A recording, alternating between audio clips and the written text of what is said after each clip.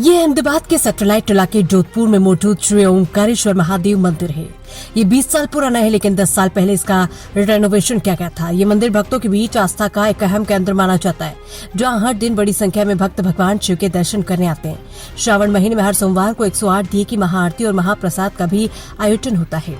आज हमें मंदिर के पुजारी श्री निर्मल भाई जोशी से इस मंदिर के इतिहास, इसकी स्थापना, इससे जुड़ी लोक मान्यताओं के साथ साथ भगवान ओंकारेश्वर महादेव के चमत्कारी महिमा की जानकारी मिली। इंडिया टीवी 24 न्यूज से अहमदाबाद से कल्पेश ठाकुर की रिपोर्ट। આ છે અમદાવાદના જોધપુર સ્થિત શ્રી ઓમકારેશ્વર મહાદેવ મંદિર। આ મંદિરનો ઇતિહાસ આપણે પૂજારીશ્રી પાસેથી જાણીશું। જય મહાદેવ, મારું નામ શાસ્ત્રી નિર્મલજી જોશી છે।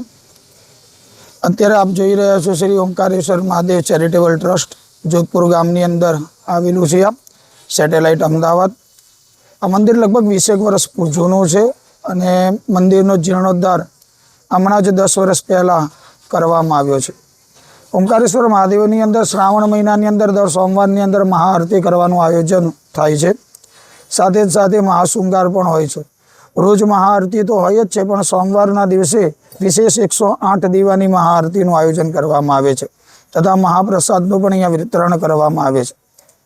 આ મહાઆરતી અંદર હજારોની મેદનાની અંદર અહીંયા ભાવિકો આરતીનો લાવો લે છે અને પરમાત્માના દર્શન કરી અતુલ્ય લાભ લઈ લે છે।